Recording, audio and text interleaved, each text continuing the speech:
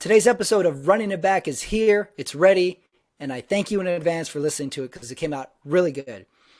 Fun episode. Good to have another long form interview with someone. Not to mention, we go deep on the Rotten Tomatoes. Super fun theme this week as well, as you will see.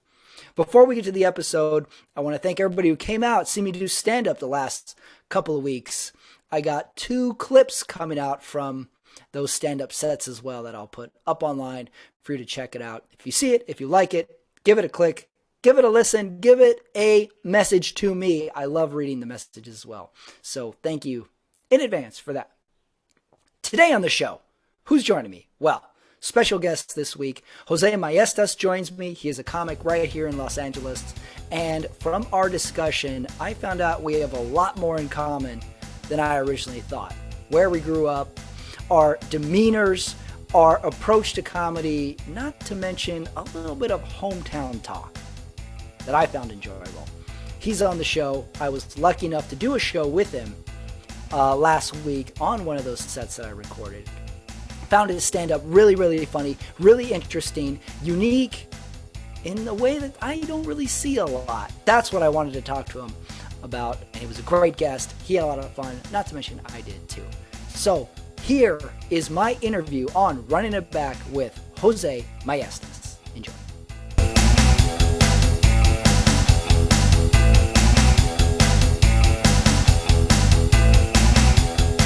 Joining me on the show today, Jose Maestas. He is at Funny Brownie on Instagram. We crossed paths recently on a show.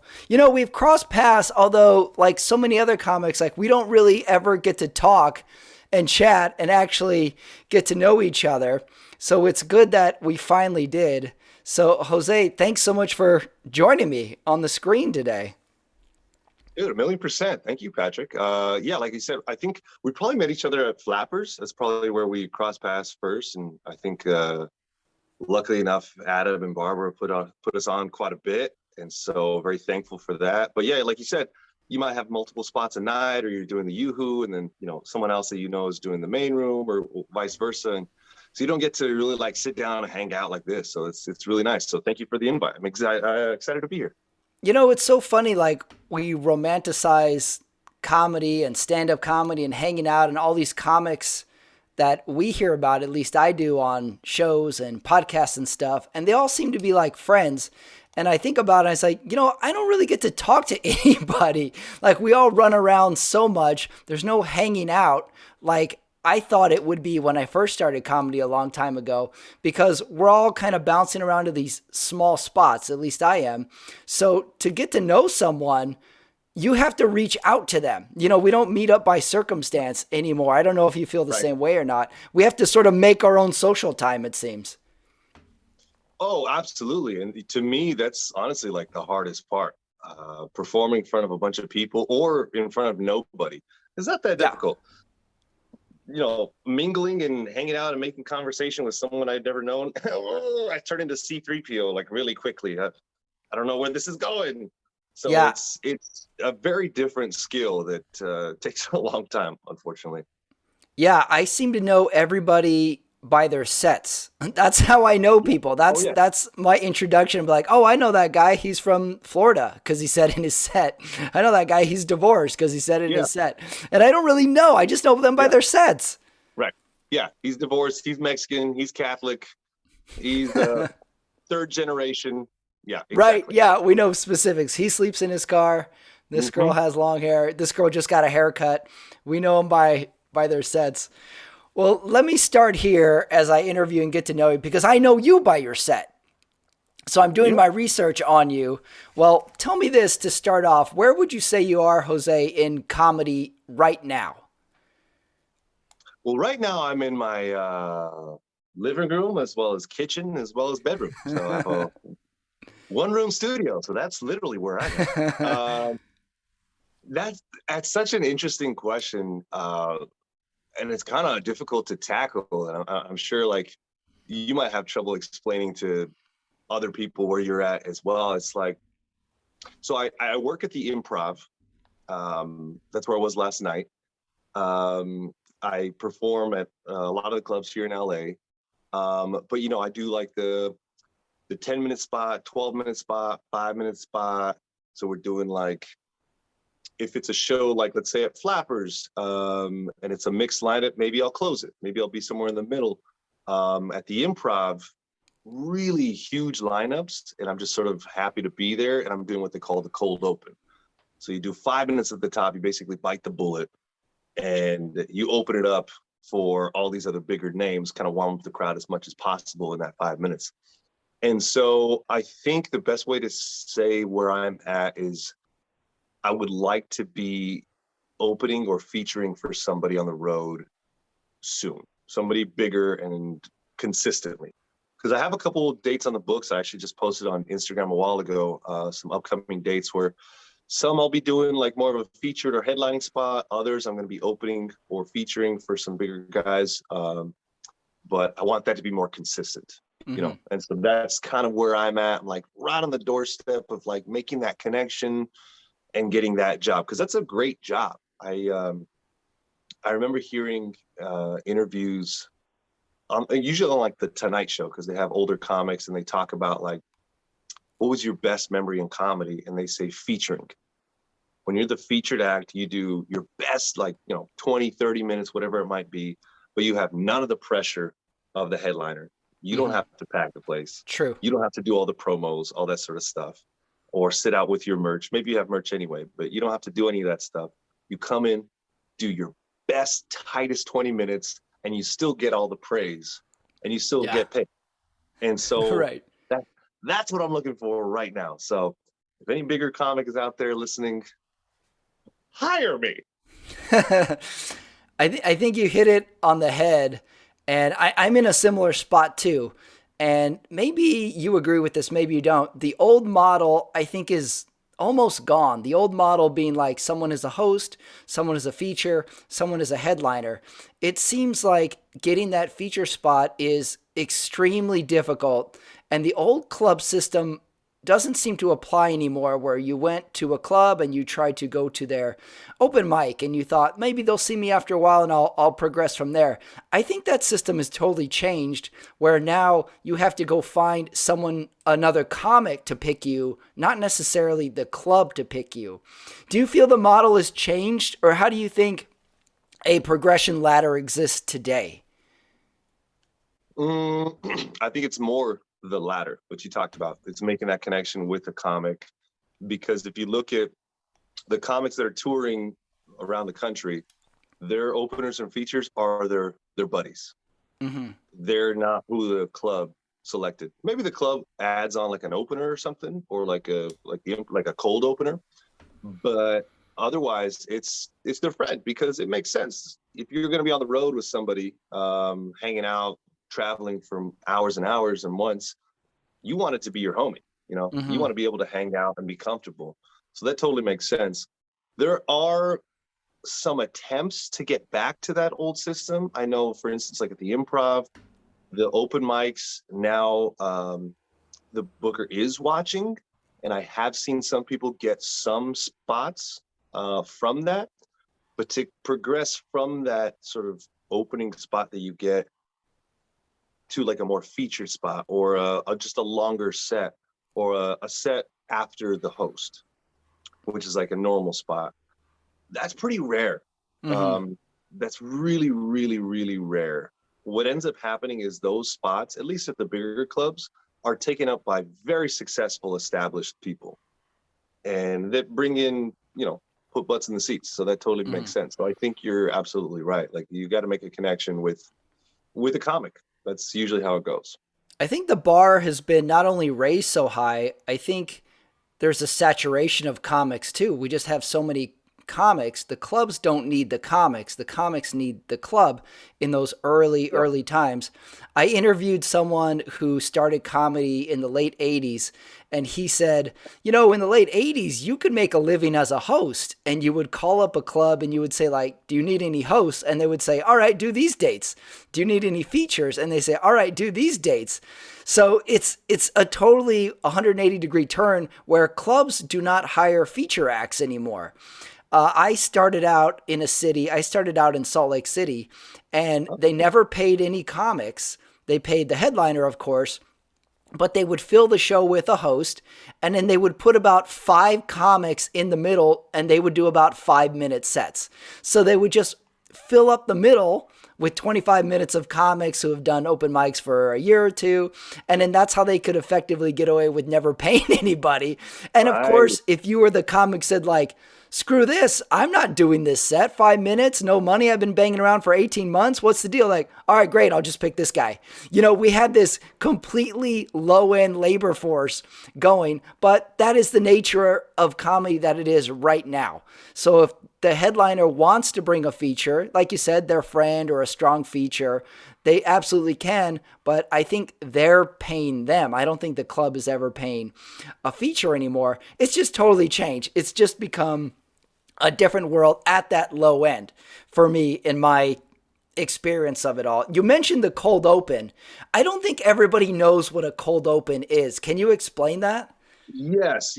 And that's actually not something that I would say even most places do. Yeah, that's true. The Improv's the only place where I've seen their lineup specifically list a cold opener. Yes. So that's where I was introduced from it. So traditionally, as you know, as a lot of people, if you've ever gone to a show, the host usually starts the show. The host comes on, does their hosting thing, does about 10, 12 minutes, but also gives like some etiquette for the club. Does their jokes, but also said, hey, make sure to turn your cell phones off, give the comics some love, you know what I mean? You're going to have a great lineup sort of thing, tip your wait staff, that sort of stuff, right? At the Improv, at least the last 3 years, what they've implemented is a cold open where somebody at that level, like you said, a little bit newer, doesn't have the experience, or does have the experience, but there's a crazy saturation. So that's where you get your spot at the Improv is you do 5 minutes at the top, completely cold, and then you hand it off to the host.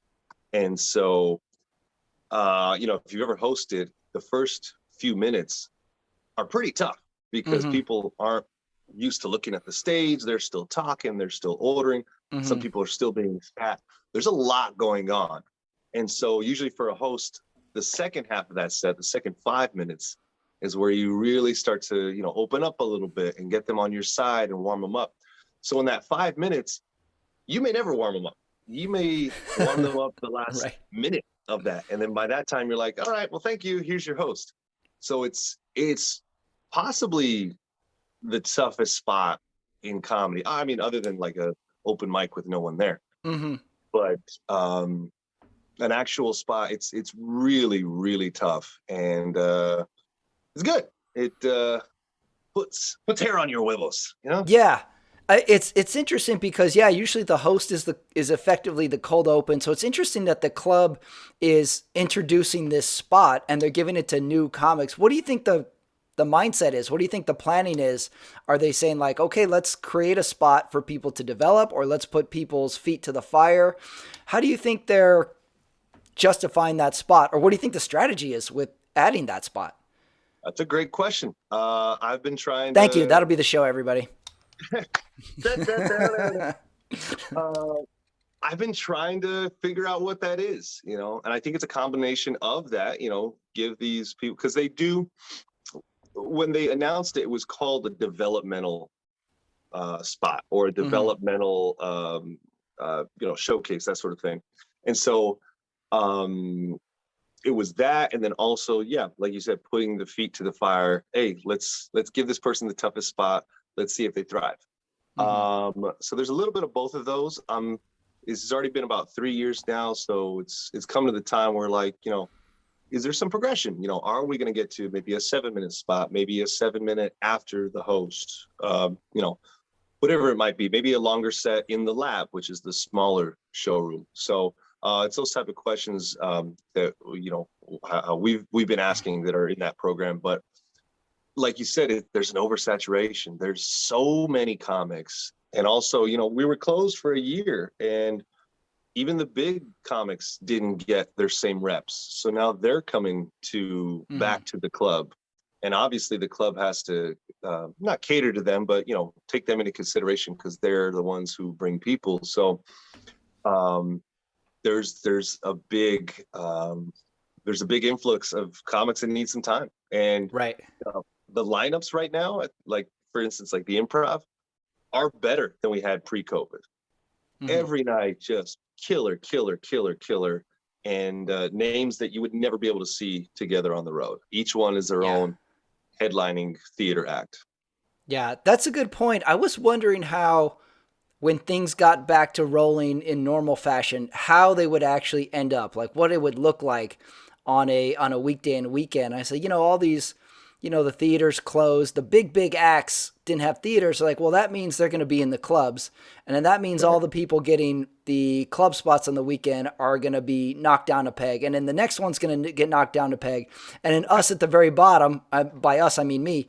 Now we're going to have even less. At some point, I was like, I can't wait for the Comedy Store or the Improv or the Laugh Factory to say like, you know what? We usually have our mic at 6:00, but Kevin Hart wants to go up at 6:30, so we're just going to let him. So we'll cancel the open mic. We're on the chopping block, and I think it's sort of trickling down. The audience wins, and the club wins. They can put out a great product, but I think it just means the person starting out comedy, not even starting out, the person who's 5 years to maybe 10 years in, has got to get more and more innovative, has got to get better and better at it. And it's just tough. It's tough to find a bit of meat out there when there isn't really that much out there. But I think that's just the nature of it. I think every comic in 10 years from now will complain to the younger generation how easy we had it. We're like, we had this and we could do this. And even though it's harder in 10 years, we'll say like, you guys got it easy. So explain to me, so you've done the cold open. What's your strategy in it? You're going up, the audience is still sitting down. It's different than a set. It's different than material. Do you have a different mindset when you do something that's a cold open? First of all, how long are you up there for? It's 5 minutes. You're doing 5 minutes, starting the show. They even start the show early. So you come on technically before the start time, which is even worse because a lot of people. Oh my God, this is brutal. This is a comedy boot camp. Oh, for sure. And that's what it's meant to be. And it works. But it's about 5 minutes right at the top. And you're right. The strategy is a little bit different. And if because you've seen my set, I'm not like a crowd worky type of comic. My stuff is definitely material based. I do a lot of act outs and a lot of physicality. And so taking big swings, I mean, I don't have traditional jokes, And so sometimes the audience is just not ready for that. And sometimes they're just like, no, thank you. No. Yeah, it's okay. But you know what? Most of the time it does go pretty well, but I feel like you have to do some other duties. So you got to make a connection with the audience. So I try and get there early as possible to see them as they're being sat. Is there anybody that I can point out? There's somebody with a crazy hat, or this guy is dressed like a samurai or something. I don't know, whatever it is. What show is that? It was a weird night. Samurai Saturdays at the Improv. Exactly. So yeah, it's like if you can make just kind of silly, dumb, throwaway, simple jokes, just sort of observations, that can open them up a little bit and bring them on your side. And then you can maybe get into a couple bits and then obviously hand it off to the host. But you feel like you kind of have to do a little bit of that to warm them up somewhat. So it's tough. I imagine the biggest winner in all of this is the host. Now the host doesn't have to do this legwork. Now the host gets like a pretty great set. Essentially, they're taking the first spot. But right. It's interesting that the cold open, I totally see what you're saying where you're like, this is the trial by fire. This is people are sitting, they don't want to listen. How can you get them settled? Maybe that's the goal, is you just think in your head, like, how can I get them a little settled and before I hand it off? Yeah, just get their focus. If they're just listening, all right, I've done my job. Yeah, that's a good way of looking at it. It's like, if I can just get them to listen, if I can get out of my 8 jokes, if I can get 2 laughs and get them to listen, that's a good cold open. Exactly. Yeah. Well, let's go way back, Jose, because like I said, I don't know you too well. I know you from your set, which I have a lot of questions about, but tell me, Where are you from? Where did you grow up?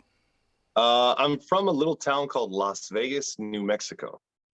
Oh, wait, have we talked? I know this. I I think want to we say I have. remember speaking about this because I went to school in northern New Mexico. That's right. Wait, I went to the College of Santa Fe, the now closed College of Santa Fe. That's where I this went all 4 years. I even graduated. I think I was the only one to ever graduate with actual psychology degree from an art school. So it I was, didn't know they offered that. I didn't either. I think I at some point 3 years in, I was like, what do my credits add up to? That you can get a psychology degree. That's why I went to college. So I know Las Vegas, New Mexico. I didn't know you were from there. Small town, right? Yeah, very small towns, like 12, 13,000. I actually did a show at the College of Santa Fe. When was Um, this? oh my God, probably like 10 years ago. Right. Um, it was, I used to be a part of this organization called University Celebrity. Huh. And Chris Burns, shout out if you're watching. So basically, it was set up at New Mexico Highlands University, which is in Las Vegas, New Mexico, and it was like an America's Got Talent sort of thing. But they would go to different college or even big high school campuses and sort of audition kids. And the like 10, 12 that they would pick, they would actually work with them through the week on their act, Hmm. maybe 2, 3 days. And then at the end of the week, we'd have a showcase, and then I'd come in and host. And so I would host, I'd do some comedy, do some like little bits, and then they would do their singing and dancing, comedy, whatever. And we would hand out scholarships to these kids. So one of the shows we did Wow. was there in the college and all over the state and the Southwest a little bit. So it was a cool way to sort of get my reps in because there's no clubs in New Mexico. Yeah, Zero. that's true. There really is not. Let's talk about New Mexico for a second. Like I grew up in El Paso, Texas, which is almost New Mexico, which is almost Las Cruces. New Mexico in general, I think, is almost the best example of the Wild West. There is so much space. There is so much sagebrush and dirt.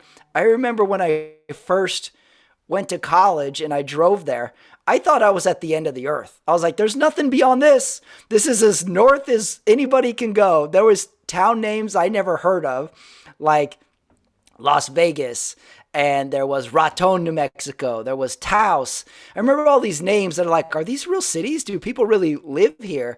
It's eye opening, Yeah. but also it is almost in its own bubble, New Mexico. Like you think, I always tell everybody, you ever think the bubble of your city isn't real? The first election I ever voted in was Al Gore and George Bush. And everybody on the college campus was like, I don't like either of these guys. I'm going to vote Green Party because if the Green Party gets 5% of the vote, they get equal funding. And I'm like, okay, that sounds great to me. Yeah, Ralph Nader. Everybody in college was Ralph Nader, Ralph Nader. Every sign on every lawn in Santa Fe where I lived was Ralph Nader. And halfway through it, I'm like, 5%, screw that. He's going to win.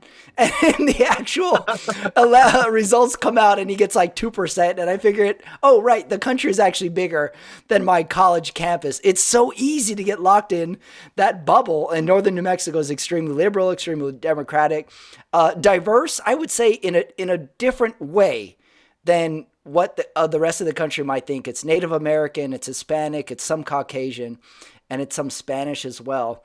How do you describe New Mexico to people when you tell people you grew up there and lived there? Whoa, it's like describing Mars. They don't Yeah. understand anything that I'm saying. Um, I feel like I have to give a history lesson when people ask me where I'm from. Unless you're from the Oh, Southwest, that's interesting. Yes, yes. I have a couple of friends who grew up in yeah, New Mexico, and I remember a lot of history lessons they would give. you have to Hmm. because for one, people don't realize New Mexico's a state. A lot of times they're like, "Oh, okay, you the first generation, you guys near Chihuahua, right?" Like, nah, dude, by Arizona. Like, I don't know what you're talking about. And Hmm. so it's like you got to give this history lesson and say like, nah, man, we were already here. Like the border crossed us.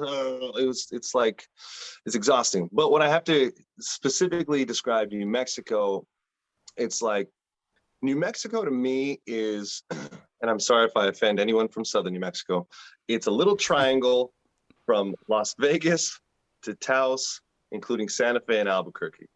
It's like Mm-hmm. this little corridor, and that's where the culture, the music, the food, that's where that culture is thrives and still exists.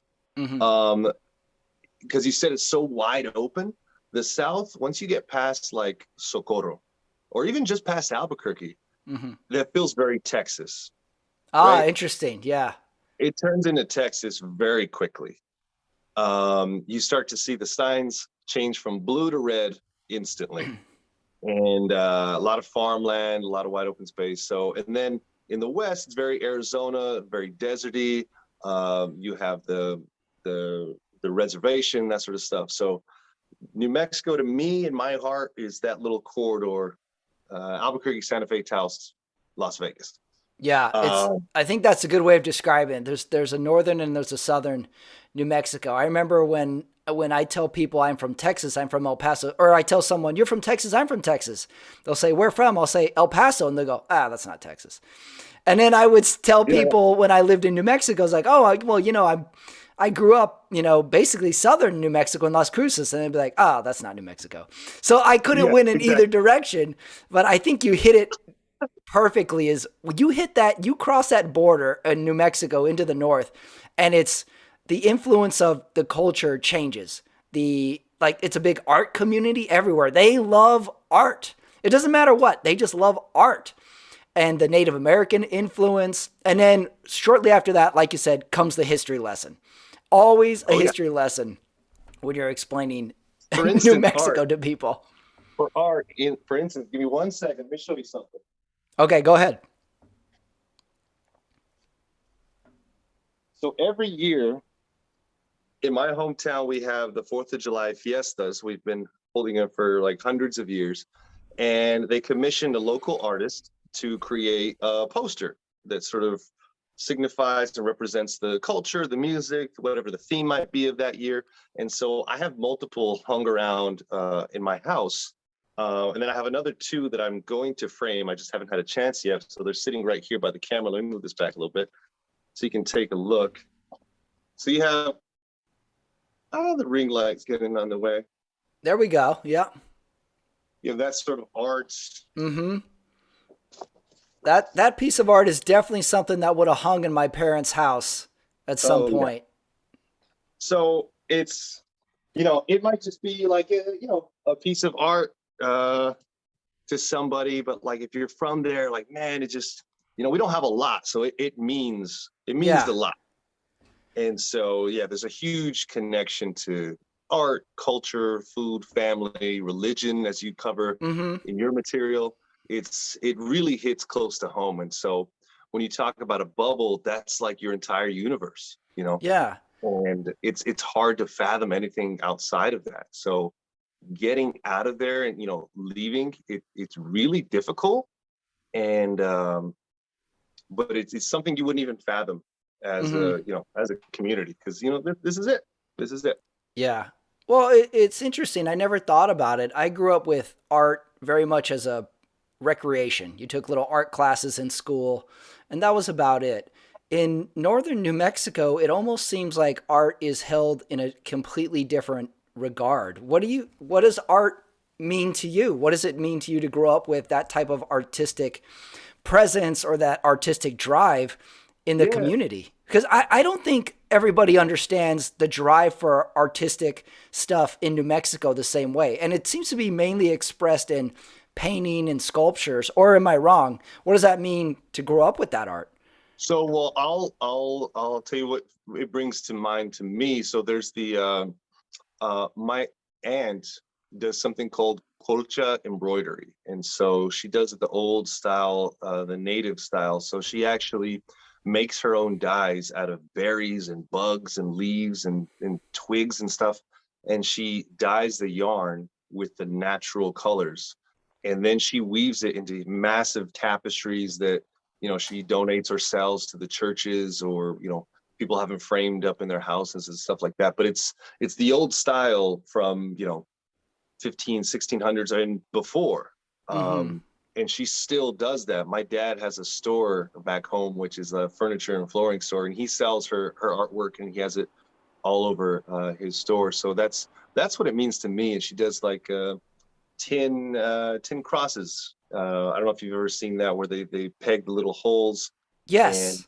yeah, and so those are, and it gets blessed by the priest. Hmm. It's so weird, because like, it's not weird. It's difficult to explain, to not to you, but to anybody else. They're like, I don't know what you're talking about, but it's so natural. It's just something that you grow up with. It's sort Hmm. of, you take it for granted that, oh, not everyone lives like this. This is not, Hmm. because when I was growing up, I assumed the whole world was Catholic. Oh yeah, I would fall in that category too. I had no idea. I I didn't know had there no was any. idea. Yeah, when people talk about today, like talk about minorities, I grew up predominantly Hispanic, so I was the majority. I never knew anybody wasn't Hispanic. I remember I went to college and someone asked like, "What part? How would you describe yourself?" And I was like, "Hispanic." And they're like Mexico Hispanic, Spanish, Hispanic. How many generations? Like Hispanic. I have no idea. I don't know. There's the flavors of it. So yeah, I'm with you in that. I never know there was any difference. Exactly. We grew up, because my town's super small town. There ain't no diversity. We had a few white people. They talk just like Chicanos talk. Hmm. There was a few black people that came in that had been there their whole lives. They're basically Chicanos as well. So it's like, there was no diversity. Hmm. Um, I had never, so here's one. I had never met a British person until I was well into my 20s. Oh, And so the only British accents I had ever heard were like on Saturday Night Live or movies yeah. or something, fake, like a joke. Hmm. And so when I actually met some of them, all, hello, how are you? I'm like, okay, cut it out. That's enough. Talk normal now. It didn't like compute in my brain, like, oh, other people talk this way. Hmm. I know it might sound ignorant as hell, but just, you sort of take it for granted. You don't realize that, oh, there's more. Yeah. Oh, it's so true. Religion was another one. I think my dad had one Jewish friend, and he would talk to us stuff. I remember my dad was big into making us or exposing us to other stuff, and we went to a Jewish Passover once. But it Yeah, was like a novelty. It was like, oh, that's cool. He doesn't do this every year though, right? And also right. with Yeah. like, and also with like the accents, everybody in my hometown is Hispanic, and everybody, I would say almost everybody speaks Spanish as a second language. Not everybody, but I knew people who did not speak Spanish who would speak with a Mexican accent in English. That was their English. It was completely funny and backwards, and I could know Yeah. when I heard it, I could know right away. I was like, "Oh, that person doesn't speak Spanish," but they grew up with someone teaching them English, Oh yeah. who it was their second language as well. Oh yeah. Yeah. Everyone turns into, Chicano, Hispanic, Latino pretty quick. If you're around that, you jump into the culture real quick. Hmm. What did your parents do? So my dad, he's had pretty much every job under the sun, but his main job, he still runs a furniture and flooring store. Shout out Furniture and More. eh, They're in my hometown. So that's where we grew up predominantly at the store, whether it was loading, unloading carpets and furniture, installing carpet or tile, or, that sort of stuff. And then we had a little mini farm, still do. So chickens, and he's a little older now, so they just have chickens. But when I was younger, we had chickens, pigs, ducks, rabbits. We would plant the whole field with corn, calabacitas, peas, tomatoes, the whole 9 yards. So um, this brings to mind, like, I can never identify with movies that have kids with so much free time. It Mm. it doesn't make any sense to me, because I didn't have free time growing up. You know, my if I Huh. wasn't at school or at sports practice, we were working with my dad. We were doing something. Mm. And so, like Stranger Things, I don't get it. It's unbelievable to me. Not like the monsters or aliens, just there's no parents. These kids Ah, are interesting. Yeah. driving around all day. That would never fly in a Chicano household. It wouldn't That's happen. true. Yeah, that's true. It's almost like if you were hanging, there was no hanging around. Like I did this, like I didn't want to ever let my parents see that I wasn't doing anything because then they were going to give me a job or a task or something. They were going to tell me Yes. to read a book or something. So I would just pretend to be busy a lot of times. Yeah, that's very true. I always tell the story. It would be summer break. It would be 2 weeks into summer break, and you're just hitting your stride. Like, I'm gonna sleep in. I'm gonna hang out with my friends and be a great summer. I'd come down to the breakfast table, and my mom would have a cardboard piece of paper up on the bulletin board, and it would say my name and my brother's name, and would have a list of blank spots, and you were gonna fill those spots with books you've read. I'm like, what the hell is this? What's with the book? She's like, that's your summer reading. I'm like, no, what about hanging out? We're gonna go play in the park. He's like, no, you gotta read 10 books by 4th of July. And I would be so pissed because I hated reading. Nonstop with the jobs. Could never Yep. let you have like a bit of fun is what it felt like to me. And then you would have the neighbors. I had some neighbors and those kids just hung out. Those kids were always hanging out. I'm like, why can't we do what they do? Why can't we just hang out and watch HBO all night long? First of all, let's get HBO. And then second of all, Yeah. let's just watch it all night long. So it seems like you were Well, similar. Your dad put you to work? oh, hell yeah. We had that list. It wasn't books, but it was tasks that my mom and dad had decided I needed to complete by the end of the day. And it was, feed the chickens, clean out their water, cut the grass, chop down these trees, pull weeds. You want to have some like Mm, cruel and unusual punishment. Pull weeds. mm. That's that's fun. I You feel won't like go. people don't pull weeds anymore. I feel like I know what that is when you say that, but I don't think everybody knows what pulling a weed is. So around the plants or flowers, you just got to get down there on your hands and knees and see what's not a plant, what's not supposed to be there. Any sort Mm. of little weed or shrub that's growing in and taking water away from the plant, you got to pull that out and take it out of there. So you're full of mud, sweat, a lot of tears for sure. It sounds like the cold open of manual labor. You just go and you're just in it. You're just gonna end up dirty and There's crying. there's no development. So you're in Las Vegas. You're pulling weeds. Where does the comedy part come? Did you start comedy in northern New Mexico? When did you start this, or where did the interest come from? If you're in Las Vegas, New Mexico, and you're doing these manual labor jobs, where are you exposed to comedy or pop culture and stuff like that?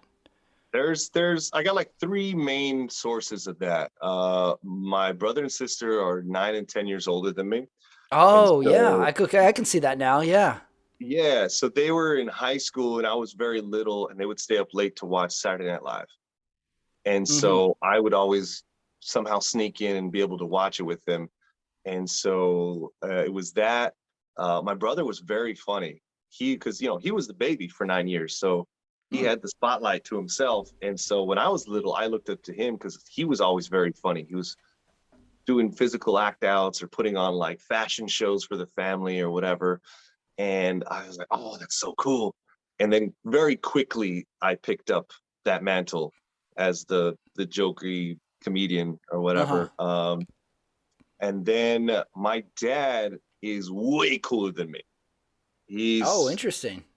he's like the most interesting man in the world. Like he Huh. becomes best friends with anybody, anywhere. He is the most personal person I have ever met. So um, everyone likes him. He's always got a little joke or little, suave thing to say. And so definitely the comedy came from those three, a combination there.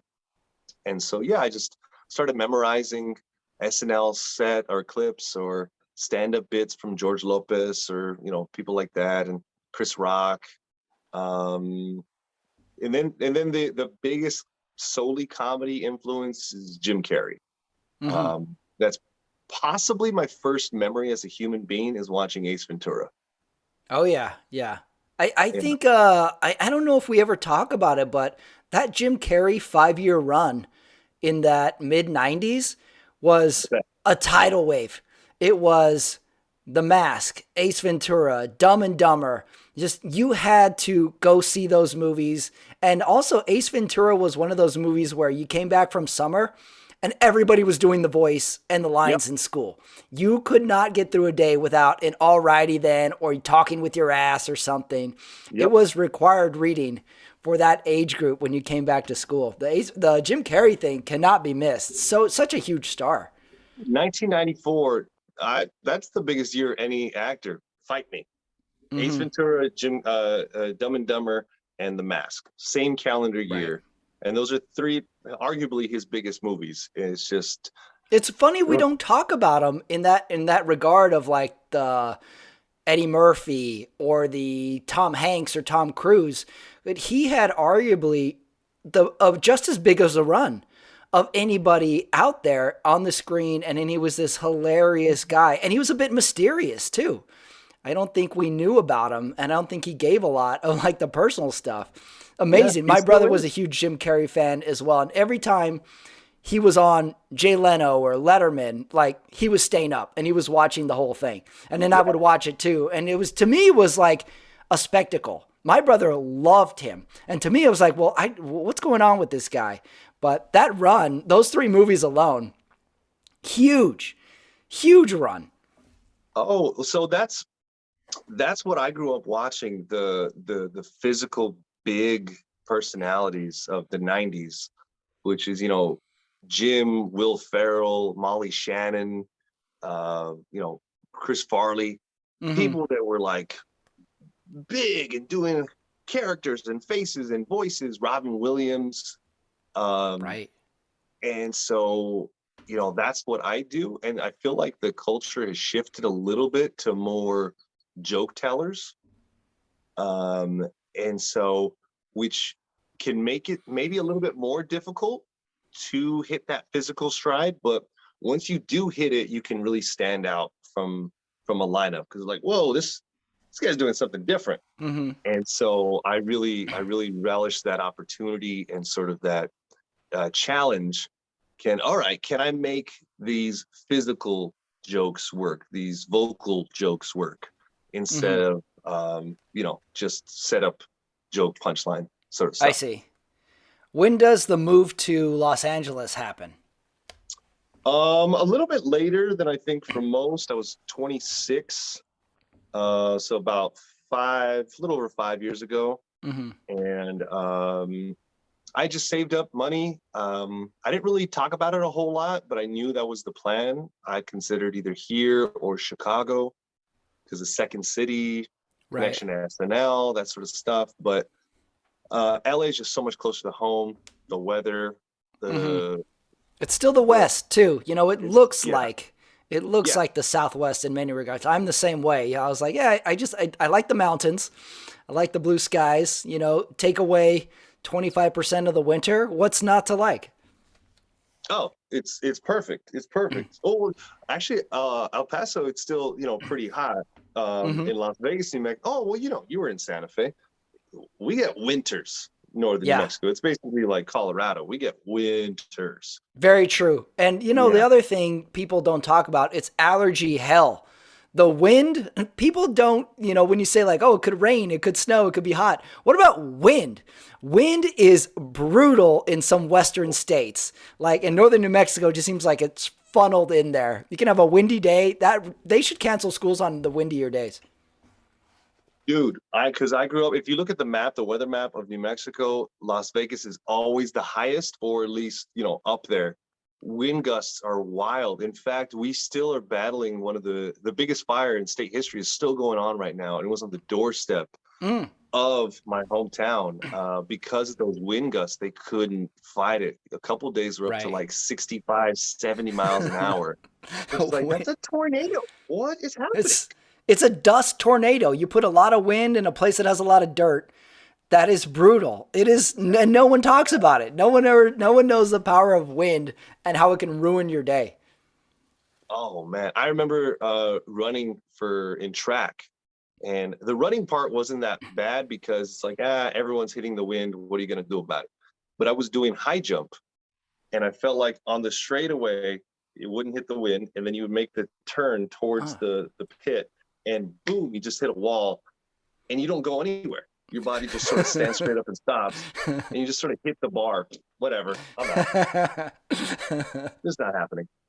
Wind. No one knows Scratch. about wind. No one knows about wind like us Southwesterner people.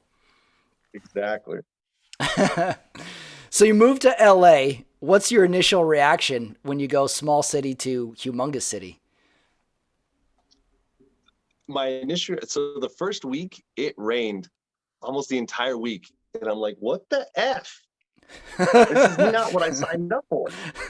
What is happening here? Yeah. I want my money back. And so, no, I really I just jumped in the car and went. Me and my dad came out here.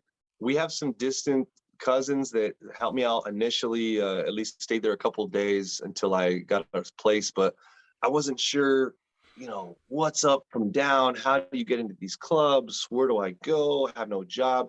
So I really came out here raw, completely raw, and just had to figure it out. So the first club that I went to for their open mic was Flappers. I showed up at their mic, and they put me on right away, and they've given me spots consistently ever since. So I'm really grateful for them. They really helped me out a lot.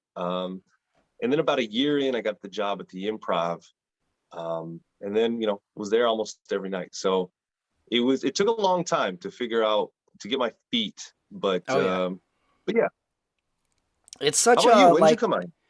I moved out here in 2014. I moved out here a little older. I was 34, and it's interesting. Like if you describe LA, you would call it a big town, but I would call it a long town. It is long. You can go side to side of the town. It's brutal. You got to get up and over the hill sometimes. Like, when you first move here, I took any first job I could get. So it was a little further than you would hope to. And I would just plan the traffic. I would get to places way too early because I was so scared of being late. So I would just get to things way too early and plan for that.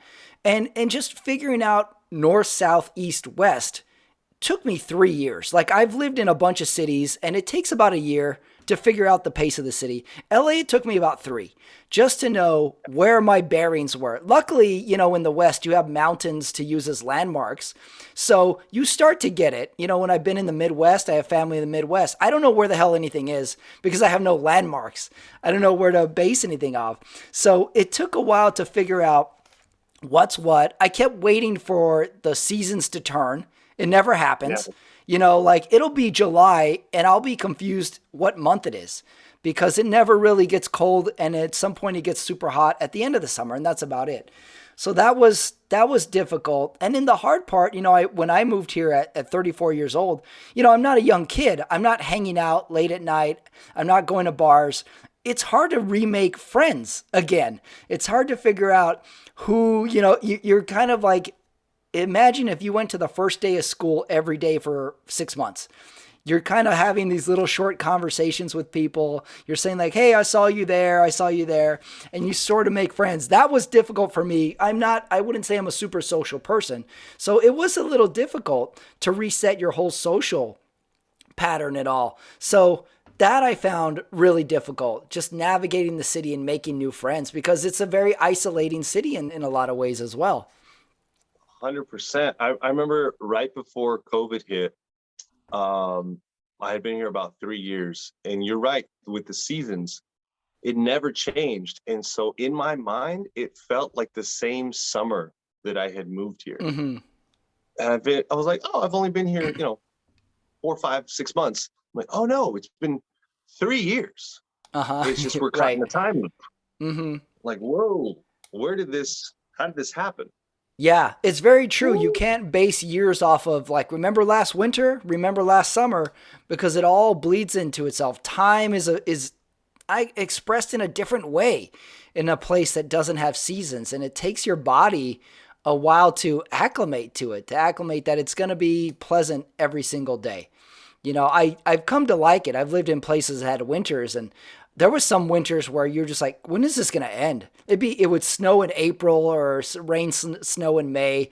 And you'd be like, I can't do this. I can't do this. When are we going to get to summer? We're going to lose our summer. We can't go without summer. So it takes a long way. And that's why I'm always fascinated by people who grew up here. You know, I think everybody in my dumb head moved here and made a living here. It always surprised me when someone's like, yeah, I went to elementary school here and I went to high school there and my folks worked there. I'm like, you grew up in this? Is this normal for you? How is that possible? But of course, people do. It's really, really weird. Back to like being stuck in a bubble, in my own bubble. You kind of forget that people have lives that started here as well. Exactly. It feels like most people in the comedy world, the acting world did move here. So you do take it for granted that, oh, there was the people already here. Okay. Mm-hmm. What was that like? It makes for an odd type of community when a majority of people live somewhere that they didn't grow up in or don't have an emotional tie or a family tie to. It's a different vibe of a community here than other towns, it seems. I don't know why it is. It's interesting though. And also I don't think Los Angeles gets the credit for being a hard-working town. You come here, it is a hard town for industry. People come here with a goal, they come here with ambitions, and it's so competitive that people who achieve those goals worked hard at it. So I don't think it gets that label of being a hard-working town, but I would call it one, having lived here almost, coming up on like 8 years. It's a tricky town. And then just driving. Just the fact that driving is a way of life. I like when people complain that they have traffic and you kind of have to snicker at it and be like, you don't know traffic. Traffic is our weather here. You're like, how was traffic today? Oh, it wasn't so bad. There's been some shows that I have, like, let's say, Brea or Ontario or something. And I'm like, okay, it's going to take 2 hours to get out there, 2.5 hours to get out there. Should I just leave at midnight the day before? Should I just sleep in my car and spend a whole day out there rather than spend 2.5 hours out on the road? Right. All right. Show's at 8 p.m. Well, let's see. I'll leave at 5:30 the day before. I'll go to IHOP. That'll kill about 45 minutes. And then it'll be about showtime. That'll work. You ever done that? Do like a Google search of where you need to go and say, okay, what else is in the area? Yeah. Oh, I'll get my haircut here. I'll go to the bank here. Mm-hmm. I'll have a little day in this area because I'm coming back. Yeah. Oh, there's a mall. Okay. There's an air conditioning and a movie theater there. All right. I'll go there. That'll take a couple hours. It'll be about showtime. I'll go to Red Robin. Even if you have to go over the hills, like, man, I'm going to have to spend like 6 hours out there. Yeah. Yeah, that's true. I would do this back when there would be auditions when you had to go to someone's office. I would plan an audition around where I could go eat lunch around that office building or something. It's like, oh, okay, I'll park there. I'll go eat lunch there. I'll eat afterwards. You have to plan a whole thing there because there is no like, I'll just go and come back. No. Mm-mm. If you do that, it's still going to take like minimum 3 hours. Right. It's very exhausting. Yeah. Well, I want to talk about your impressions. This is what stood out to me when I saw your set last. There's a couple things I always notice with people who do impressions. It's one thing to do an impression. It's another thing to have material of that impression, which I think is the hardest part because it's almost like, when the first person to ever do the Christopher Walken voice, everybody heard that and then realized, hey, I can do that voice too. There's that impression. And then there's the one that comes out of nowhere. Were you always able to do voices? Where did this voice impression talent of yours come from?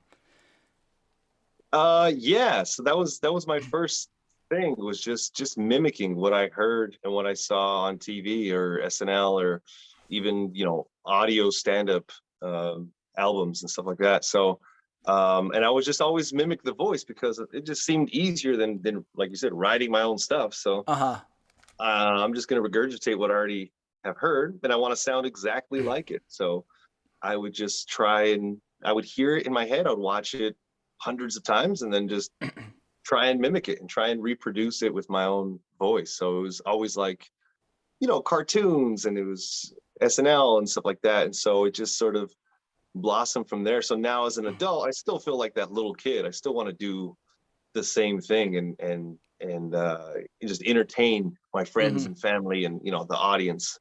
And I just want them to have a good time. I'm not like I don't talk about politics or anything like that. I really just want to be the clown. I just want to Uh-huh. entertain these people. And so, yeah, I always knew that I had a sort of knack for it. Some voices I would just be able to get very Yeah. easily. Some just they kind of elude me, but usually I can get it pretty pretty quickly. What's the process? Do you hear a voice and you say like, "Oh, I bet I could do that voice," or you hear a voice and do you say, "Oh, that would be great to do an impression of that"? How is it that it goes from you hear it to wanting to make it your own? Distinct, distinct, big voices. Those are the ones Mm-hmm. that catch my attention. I really have a hard time with subtlety Mm. and with the subtle voices. So like impressions that are not that obvious. So the ones that I do are really big, like Trump or Chris Tucker or Sebastian Maniscalco. Mm-hmm. These are big voices and big physicality that like, oh, okay, I can latch onto this, and this, and this. Some of the impressions you'll see like on SNL, where they have to do somebody that's big in the news or something. It's like, man, this is really subtle. What's the hook? What are Mm-hmm. you latching on to that gets it there? So that's a little bit more difficult for me, and also not as fun. I want to do the big characters. Mm-hmm. Yeah. It's interesting the subtlety of it, which is almost the salt and pepper of the impression. Like we all Yeah. know the big swings of the impression of the Trump or the Christopher Walken or the Obama. We all know the big ones. It's finding that little angle that when everybody Yeah. hears it, they know what they're talking about, but nobody's heard it until you Right. do it. That seems near Yeah. impossible to me. That seems really tough. And then the fact that like you have to hit it and you have to find a new angle on these voices that the audience is not expecting. But like you did it, you do the Sebastian voice, and that's an impression that like I don't know anyone else who does that voice. But, I know the Sebastian voice and then the movements of it. And I'm like, oh, he's doing that impression. He's doing it. That's how he sounds. I get it. I hear it instantly. So that's what impresses me the most is when you take the voice or impression that I didn't see coming. I didn't think you could impersonate that. And then you did. I Yes. was like, oh, Yeah. yeah, I like that one. I like that one. Do some more of it. And I'm the audience member saying like, just talk like Sebastian. But I'm not thinking like, well, he has to have something to say. He has to have thought of jokes in Yeah. Sebastian. You can't just do Sebastian's act. You're going to have funny angles of Right. Sebastian. Right. And then you have to be more creative than just say, oh, here's a impression. You know, it's Mhm. got to be some sort of setup. So like the one that I'm doing Right. now, Good the impression. point. Yeah. Getting into the impression is a Right. difficulty as well because we all heard the person that says, like, what if Adam Sandler went to the grocery store? It would sound a little something like this. And then we're already out. Right. Right. Right. Way too cheese. So you Hmm. gotta have to find a way, because the way I'm doing it now is like um they're doing Halloween characters. So they're all dressed as a different like classic Halloween character. And I do a rapid fire. I try and do like 5 or 6 in a row and just jump from one to the other. So you could do that, or if the impression's like really, really good, it's within a bit of something else. Hmm. And then you actually do the act out as the impression. That's, to me, that's probably the best way, and that's the funniest way because it's a little bit more surprising. The audience Hmm. doesn't expect it.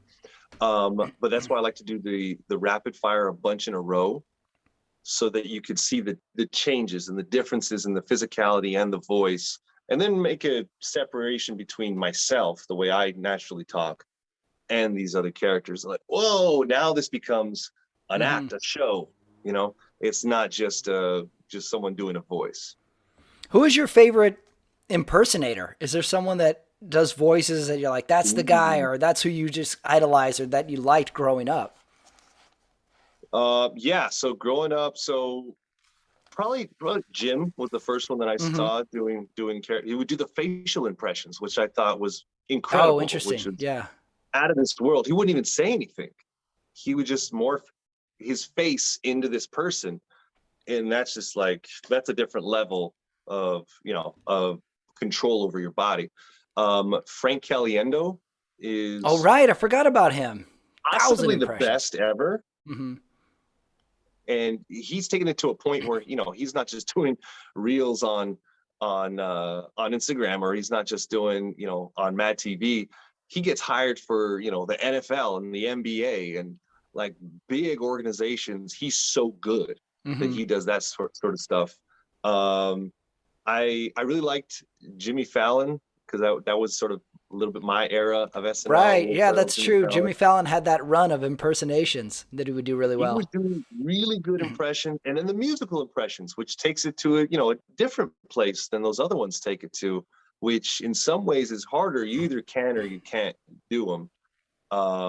And those were really awesome. So those are just a few of the ones that I can think of off the top of my head. But there's so many great ones. There's some people now that aren't that famous, but they hit some impressions that it's like, whoa, that's spooky. That's not cool, man. That's like some Ese Oh, diablo. It's a little scary. there are Oh, some. currently Melissa Villaseñor, I have to mention her too She because does a she's a lot of beast right voices. Yeah, now. that's right. Yeah. She always nails it. There was someone on Instagram, like you said, like there's a lot of people who do impressions now, and now you just go find them. They're out there. And there was someone, he does a bunch of voices, but he does a Howard Stern.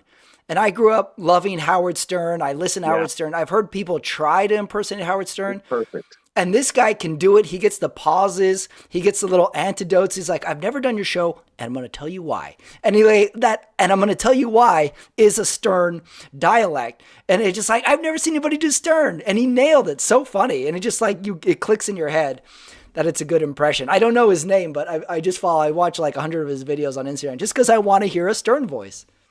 I can't think of his name either, but yeah, he's got him, I and then think he's a New York guy.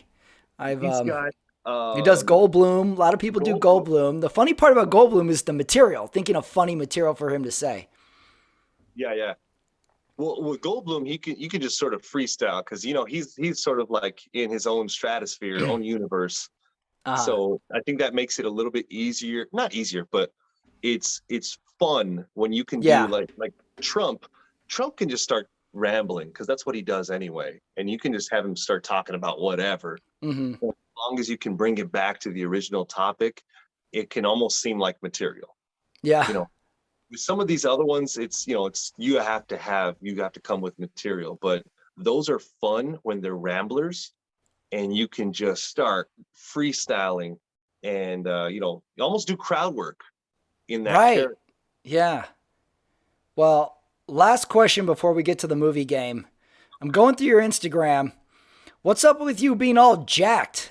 you, you got these pictures. You got the six pack. You've got the muscles. I don't think comics typically associate comedians with being, I was gonna say muscular, but also just healthy. Come on, So Patrick, what are you doing to me? I'm trying to hide it. Okay, I'm trying to fit in yeah, here. you got the baggy sweatshirt going on, but you've got pictures. You got a shirt open, and you got like this six pack. Where did this come from? Are you a sports guy? You're a workout guy? Are you always into being jacked? Where did this come from? I don't know. So in high school, I was, really big into sports. I played all sports. So I've always been like an athletic guy. And then I started working at a gym after, right after college, and I still work at a gym. Mm, And I don't know. It's just like the mind body connection. I like to stay healthy. You feel better. You look better. hmm. You have more energy. I don't know. It's been just sort of lifestyle. And then growing up, my whole family, we had the with the chicken, so we had fresh eggs, and we would plant Mm, the whole field. So we were always eating fresh vegetables and stuff like that. We had our own meat that friends of ours would slaughter for us with the pigs and stuff. And so it was always very healthy. So eating to me, it was just health was eating, was normal eating. So I don't really have to try to do it. That's just eating. hmm. So to me, a regular meal is a huge salad with a side of meat or an omelet with, some meat or, whatever that is. Or, Hmm. yeah, so it's not even like I have to try really. It just sort of comes naturally. And then, It's just the gym, naturally well, jacked. no, like the, Wow. the, the nutrition part of it is Write a like book. easy. And then the gym, I don't know, it just feels good. You find a community, everyone seems to be in a good mood, everyone looks good, everyone wants to help each other. So it's just a positive environment. So I don't mind spending time there. So it just seems like a no-brainer. It doesn't seem like that hard of work to do So it. So you're like a gym guy. What's your thing? Weights? What? Take me through a gym workout. What will you go do on a weekday there? mostly weight training. Yeah, mostly weight training, just muscle specific, upper body, lower body, chest, tri, back, Mm. by, legs, that sort of stuff. If I get an opportunity to do like a rock climbing wall, that's fun as hell. I take my bike out every once in a while. I used to play basketball, like in high school, basketball was my thing. But as you get into adult leagues, it's a 3-point shooting contest or just like a brawl underneath the basket. And it's like, Yeah. I'm okay. The Yeah. paper's not writing any articles about this. No one's watching. Who cares? It's fine. There's not going to be any first take reports on this the next day No, from Stephen A. yeah, they're not doing the 30 for 30 on this. Coming up next, why Jose Maestas' low block game is lacking. Exactly. The sky hook, is it back? Well, I grew up with sports as well, and I, was participant in an unusual sport. But I get the mind body thing. Whenever someone is like depressed or they're down, like we all know these people that are chronically negative. Like my first question is always like, "What's your diet? What do you do for exercise?" I don't want to go to the gym. I don't want to do that. No, just what about walking around the block? Just the putting one foot in front of the other, Totally. getting the mind to work in unison with the body is step one. It's so necessary. Putting them both together in unison is just an easy way to just get rolling, get your thoughts out of your own head and focus on getting up, walking up, down the block, walking up a hill, walking on a trail. So I get that it helps everything. And it's something that I would think creative types usually overlook. Oh yeah, no, definitely. It's not really relatable to the comedy club scene. Right. It really sticks out like a sore thumb. So I'll tell you this, I used to wear like form-fitting shirts that just sort of fit me, short sleeve, normal shirts. And I was even a little bit bigger at the time. This is a few years back. And I would get these looks from the audience, kind of like what you said, like, why do you look like that? Yeah. And you're not addressing it, why are Right. why do you have muscle and you're trying to make us laugh? This is weird, bro. It kind of be like Fluffy not acknowledging being Fluffy. Mm-hmm. It's a And good so point. Yeah. I took, or Kevin Hart acknowledging that he's super short. Like I took notice of that, and then so I started wearing the baggy shirts or whatever, because it's really hard to be funny and to be in shape and to look a certain way. Mm-hmm. But also with my style, because I'm the goofy, silly, have a good time sort of character. But if that guy is, in too good of a shape, you're like, shut up. I don't want to hear it from Right. Yeah, you. I Yeah, totally could see that. It's a built-in hurdle that you have. right. Is getting beyond the visual, which is, I think, just inherent from an audience member. They see someone they don't know and they're like, what's going on with this guy? As a comic, you should be an empty jar up there, and you're just filling Right. that jar with thoughts and observations and history. And if you've got a visual that's taken away from it, then you have to work around that in some way, shape, or form. I never would have thought of that. 100%, 100%. So yeah, that's where I'm at right now. And I feel like ignoring it has been easier. Maybe at some point I'll work it into the act. I know Right. I opened for Preacher Lawson a couple times, and he Well, has it's another jack guy. What's with all these comics getting all buff?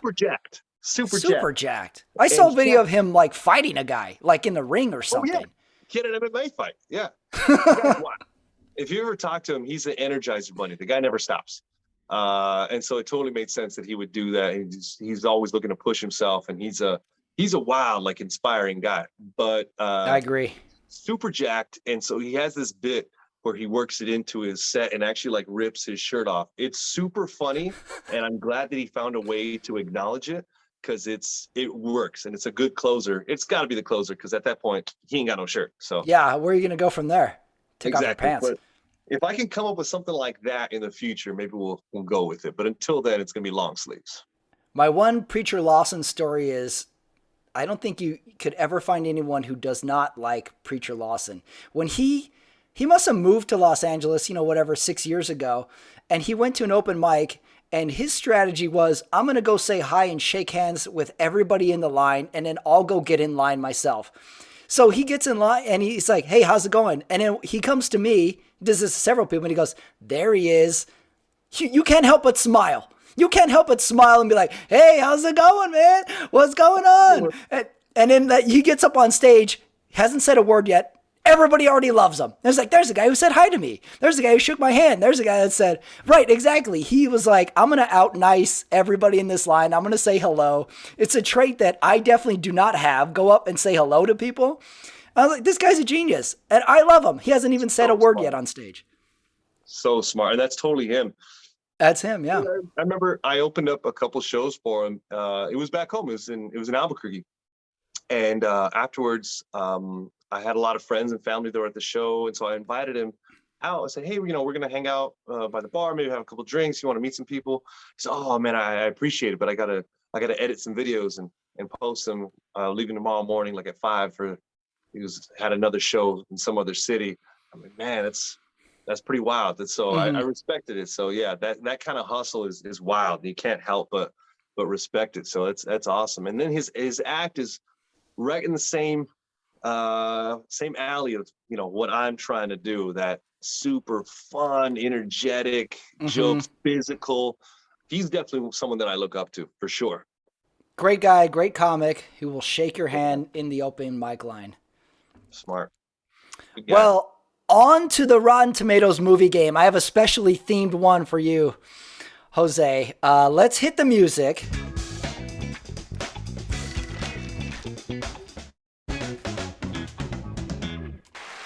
All right, this week, specially themed for you, Jose. This is the Rotten Tomatoes movie game. These are movies that are themed where there's a character in the movie who is jacked.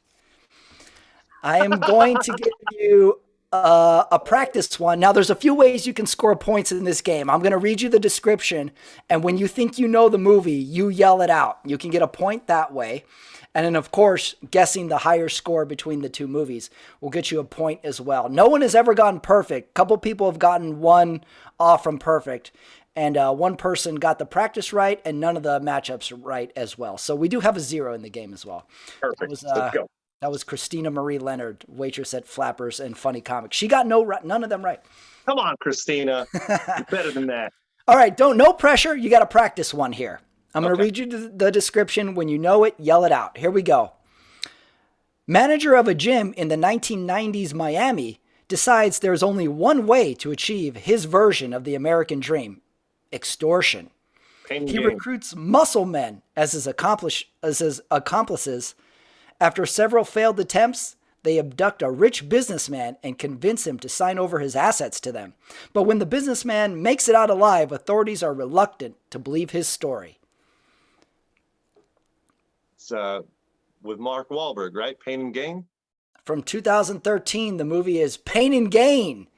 You aced that one. All right. 1 for 1. This is practice. No pressure. Movie number 2. Yell it out when you know it.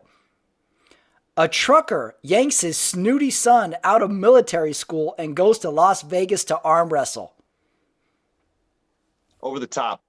From 1987, the movie is Over the Top. You got those two. No problem at all for Jose. All right, your movies are Pain and Gain versus Over the Top. Which one has the higher Rotten Tomatoes score? Oh, my God. I'm sure they're both horrible. When's the last time you saw either of these movies also, by the way? Probably around 2013. Both of them, I feel like. I like when Sly would mean business and he would turn his hat around. Yeah. If you've ever seen an arm wrestling tournament, there are no momentum shifts. If you're already here, you're done. Yeah. Right? It's over. But yeah, in that's that movie, true. At the end, there's no such thing as a great arm wrestling comeback. No, it's done. Whoever You have no wins. here. It's over. It's over. God, these are both probably torched on Rotten Tomatoes. It's hard to figure out which one they hated more. Right. Yeah, you gotta think like a critic.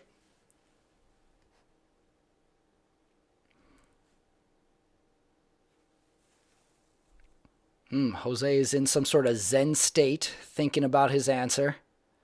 I'm You either gonna went super Zen or the Zoom froze. I couldn't tell. maybe a little bit of both.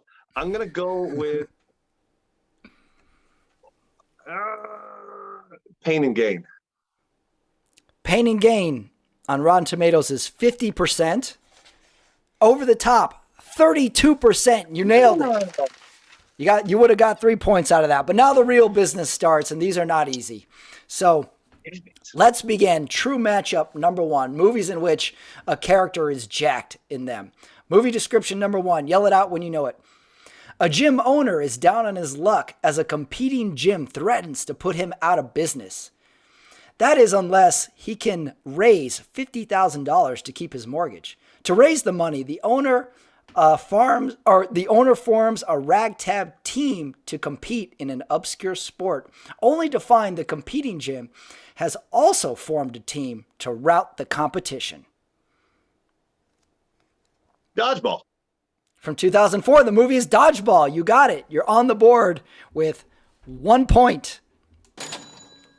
No one makes me bleed my own blood. Nobody. Ben Stiller is seriously jacked in this movie. Ben Stiller, all his movies, he's either a completely small beta male or he's completely jacked. He never goes in between. Stiller is like the Tom Cruise of comedy. He is so committed, so focused. It's almost scary. Very scary. He gets scary. I don't know if you ever saw the movie Heavyweights from back in the day. Ben Stiller essentially plays this guy in Heavyweights, the crazy camp counselor who's always jacked and doing chin-ups. So you got that one. You're on the board. He's one of the best character comedy actors ever, for sure. Yeah. Ben Stiller also had a nice run going into the 90s with movies like directing Cable Guy and then doing super dramatic movies too. He's another one that's a bit mysterious. He's definitely underrated, for sure. He might have the 90s 5 O'Clock Shadow Hall of Fame beard as well. A lot of 5 O'Clock Shadows with Ben Stiller. Hey, Ben Stiller's good looking guy. He brings Good looking guy, that Yeah. Ben Stiller. Good head of hair on that man. All right, you're on the board. 1 point. Next movie. An adrenaline junkie enjoys the thrills of streetcar racing, and his fans treat him like a rock star. He decides to take a newcomer to street racing under his wing, not realizing the newcomer is actually an undercover cop. And all those involved become suspects in a case involving dirty money and big rig hijacking. You never had me. You never had your cop. Fast and Furious. From 2001, the original, The Fast and the Furious. 2 for 2. Also, how did Stallone not play his father in that series at some point? Why isn't Stallone involved in this? You're right. Come on. Why not? Yeah, that's a good point. They're leaving money on the table, if that's even possible. They essentially have the same speech impediment. Come on, guys. Our generation's Stallone is Vin Diesel? Is that what you're saying? Is that possible? Is that blasphemous of me? That's blasphemous. Yeah, I won't go with that one. Okay, we'll cut this part out. Yeah. Dodgeball versus The Fast and the Furious. Now it's getting tough.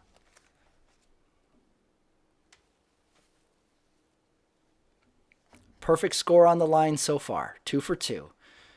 Jose is back into his Zen state. He's considering Dodgeball. He's considering Ben Stiller's jacked abs, but also against Vin Diesel and the late, great Paul Walker. I have a feeling, because if you remember, the first Fast and Furious is very different from the rest of the franchise. It's more of a drama than it is an action. And Dodgeball comedies are usually pretty roasted on Rotten Tomatoes. especially big character comedies, I'm gonna go reluctantly Fast and Furious. Fast and Furious, final answer, but he's reluctant and he's making a face. Dodgeball, 71% on Rotten Tomatoes. The Fast and the Furious, 54%. You missed that one, but your logic was good. You know what? I almost think you overthought it. I did. I definitely did. All right, well, you got 2 points. All right. So you're rolling here. Matchup number 2. Here we go. When a hotshot fighter pilot is sent to an elite school, his reckless attitude and cocky demeanor put him at odds with the other pilots. Not only is he competing to be the best pilot, he also is fighting for the attention of his beautiful flight instructor. Talk to me, Goose. From 1986, Top Gun is the movie. You nailed that one. I don't think any red-blooded American male would miss that one. To the danger zone. Come on, Kenny Loggins. I don't know if you've seen the new Top Gun yet. Have you seen Top Gun Maverick yet? It is so good. Yeah, I would agree. Like, it starts out, and they start with, the flight deck and, planes taking off in the same music. And at that point, I was like, if you just played Top Gun right now again, I'd be happy. Just play the old movie. I'll watch it right now. I was in all the way. I was wildly surprised how good it is. My expectations were not high, and it's great. It was great. The fact that we took nowadays technology with GoPros and cameras inside of jets, that was almost a character in itself. You're like, we've never seen this before. We've never seen planes do this. We've never seen planes go upside down from this angle. That was awesome. It needed to be in this era. Top Gun was definitely ahead of its time. The technology finally caught up with the story. Yeah. And also, not to be forgotten, even though she didn't have a lot to do in the movie, the smoking hot Jennifer Connelly is like 52 years old, still smoking hot. Yeah, that was. Top Gun, you nailed it. Next movie. A soldier of fortune is hired by the U.S. government to secretly rescue a group of politicians trapped in Guatemala. But when the team lands in Central America, something is gravely wrong. The crew discovers they are being hunted by a brutal being with supernatural strength and ability.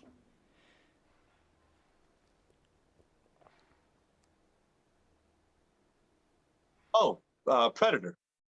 From 1987, the movie's Predator. You nailed it.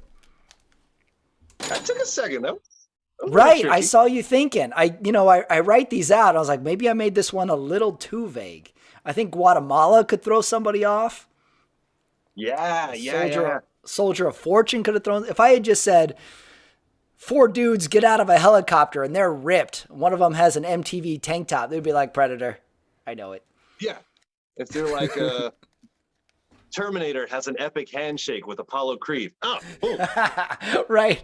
Apollo Creed is jacked and gets his arm chopped off. Yeah, Dylan, you son of a bitch. Dylan. Were you like me, and after you saw that movie, every time you shook hands with your friend in school, whatever, you would do the Dylan when you would meet hands? You would shake hands and yell Dylan at each other? I got a couple friends named Dylan. I say that every time I see the son of a bitch.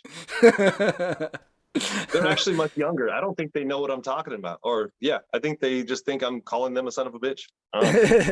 You know my favorite Arnold? My favorite Arnold is when he's thinking and then he verbalizes what he's thinking.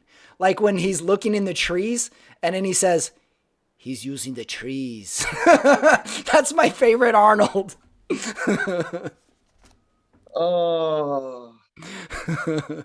Arnold's hilarious. I don't care what anyone says. He could have been a comedian. He could have done anything. I agree. He's our greatest American export or import. Top Gun versus Predator. What are you thinking? Take me through your thought process. Here's my thought process here. Top Gun, and a lot of people are going to hate me for this. You might hate me for this one. Top Gun is possibly the most overrated film of all time. Interesting. Hot take. Coming up next, Top Gun is overrated. Everyone loves Top Gun, but if you rewatch it without the nostalgia, nothing happens. Really? What do you mean by that? There Nothing is happens. I feel like everything nothing happens. There is no plot. There is no goal. Nothing happens except, spoiler, Goose dies. Right. Nothing happens. I see that now. Nothing. Here's my counter argument. Nothing big ever happens. It's kind of like a roller coaster with no loop-de-loop. But it's still a fun roller coaster. It looks good. It's fun to ride on. What about that? Can we give Top Gun like we had a fun ride with Top Gun? Is it though? I mean, other than the planes flying around and then the epic soundtrack, what else does it got? Interesting. Epic soundtrack, planes flying around, funny dialogue. We got funny dialogue. Maybe not the biggest story-driven movie. Maybe a lot of sizzle, not a lot of steak. Thank you. And I'll take my answer off the air. Yeah. So I'm thinking like a critic would, but then again, action movies usually get torched. I gotta go Predator. Okay. Predator, final answer, Jose. Final answer. Top Gun, 57% on Rotten Tomatoes. Predator, Wow. 80% on Rotten Tomatoes. You nailed it. Your brain came through. Well, you cut out there for a minute. What was the Predator? Predator, 80%. You nailed it. Let me give you another one. You nailed it. You really thought it through, and you were correct. That leads us into the last matchup. You've got 5 points. Last matchup of the Rotten Tomatoes head-to-head game. Here we go. An estranged family finds redemption in the unlikeliest of places. Two brothers, one an ex-Marine with a tragic past, and the other a school teacher, but unknowingly enter an MMA tournament. The two must finally confront each other and the forces that pulled them apart. This is Warrior. From 2011, the movie is Warrior. You nailed it. Definitely a movie we got a lot of jacked humans in. Awesome film. I love that. Anyone with a brother, that one hits close to home. You're like, or alcoholic father. Either way. Either way. It's one of the weirdest action movies where you could cry in the movie. Oh, yeah, for sure. And then you don't know who you're rooting for. Like, man, right. Can they both win? Can they both win? That's an underrated movie. I think MMA people will nitpick at how the tournament works, but from a pure enjoyment standpoint, that movie really didn't get its due credit. I agree. Great film. Great cast. Great cast. Yeah. That was early Tom Hardy. We didn't know anything about Tom Hardy yet. Right. Well, he filmed that right around the same time as Dark Knight Rises. That's why he was so jacked. Oh, he was jacked. That's right. Yeah, and then he took his jacked nature into Dark Knight Rises and wore one of the most epic fur-collared leather coats I think we've ever seen. Oh, yeah. What a great character. You can't even see his face. Yeah. Just like Darth Vader. Like you can't see his face, but just with the eyes and the voice, he's scary. Scary. Makes a difference. It almost makes me wish they didn't kill him off. Like, we needed another movie with Bane. We needed a better Bane movie, a Bane solo movie, maybe an expanded universe of Bane. Or maybe just Bane working out. Maybe we could see how Bane got so fit. He just there at Planet Fitness. Doing some curls. Getting some weight up. Next movie. Living a life marked by violence and racism, a neo-Nazi finally goes to prison. Upon his release, he vows to change his ways and prevent his younger brother from following in his footsteps. As he struggles with his own deeply ingrained prejudice, he wonders if his family can overcome a lifetime of hate. This sounds like Edward Norton in American History X. You're right, it does. From 1998, the movie is American History X. Edward Norton gets jacked and dunks a basketball reverse dunk on a rim that might be 6 feet tall. It looks very suspect, that dunk.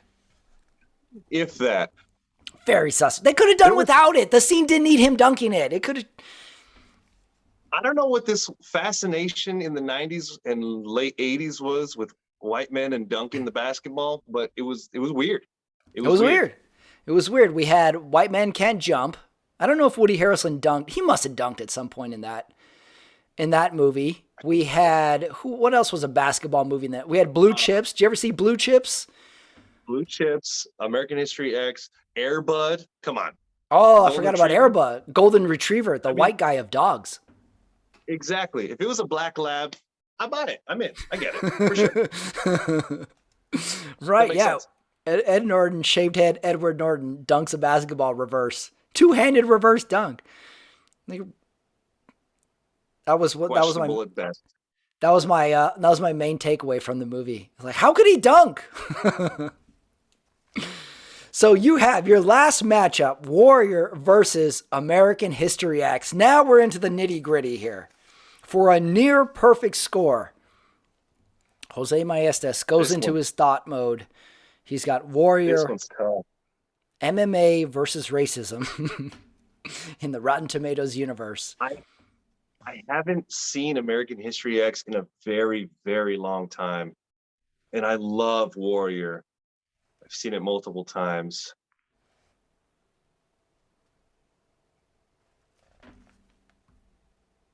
I'm going to go.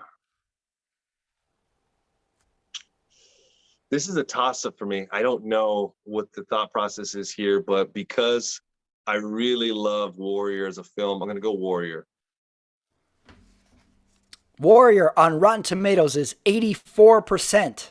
American History X on Rotten Tomatoes is 83%. You nailed it, Jose.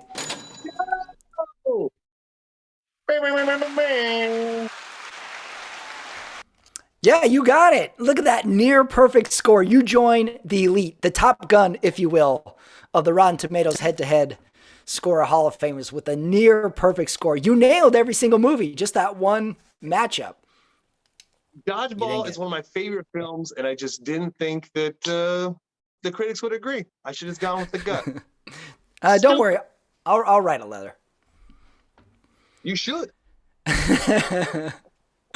Well, Jose, you can find him at Funny Brownie on Instagram. He has a bunch of show dates. I just saw your posts on there. You do have a bunch of show dates coming up.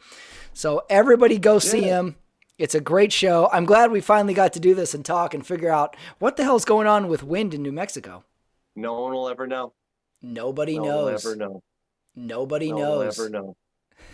That's why no one moves there. We have it all to ourselves. Thank you, Jose. We'll see you soon. Thanks, Patrick. I appreciate you, buddy. See you soon. Love you. Go check Patrick out. He's hilarious.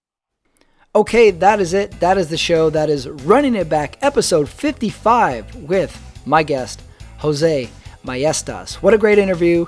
I want to thank him for sitting down with me and expanding on everything comedy, everything growing up, everything New Mexico, everything wind. Oh my God, wind. Let me tell you, people, if you got allergies, you got to avoid the Southwest. You're going to have some red eyes come springtime and well into summer. Okay, sorry, I went off on a tangent there. Don't forget to look out. I have 2 new stand-up clips going up this week on my YouTube channel and beyond. They'll probably go up on other spots as well, but look for those. You can check them out. And more dates coming. So, thank you everyone for listening to Running It Back with my guest this week, Jose Maestas. He is at Funny Brownie on Instagram, and he's got a bunch of stuff happening all the time. So check him out. He's a great comic. For Running It Back and for Jose, I want to thank you, the loyal listeners, and I will see you next time.